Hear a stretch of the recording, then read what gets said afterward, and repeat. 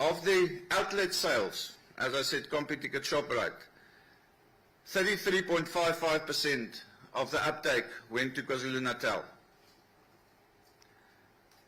35.24 went to Gauteng, and Mpumalanga 8.51. I'm not going to deal with the rest. The open ticket and Computicket online sales combined, KwaZulu-Natal 39.56, Gauteng 32.73, and Mpumalanga 12%. Please refer to the actual, this number only refers to the actual tickets that was issued. So, of the issuing of tickets, there were 19,361 tickets that still had to be allocated to successful purchasers.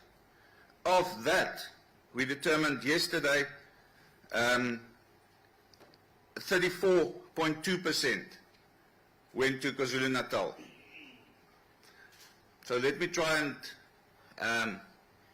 explain it as easy as I can.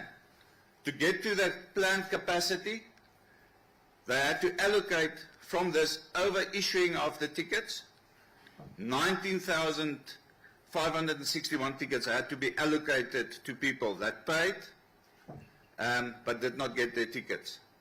10,510 people, or not people, tickets, were paid for but were over capacity, and those people had to be refunded.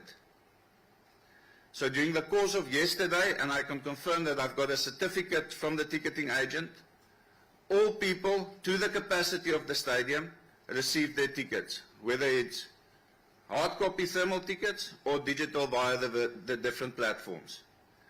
So the message should go out. There were no more tickets issued than the capacity allows for. That is the most important message, and that was why General Mkhwanazi personally was in the meeting yesterday to confirm that as well.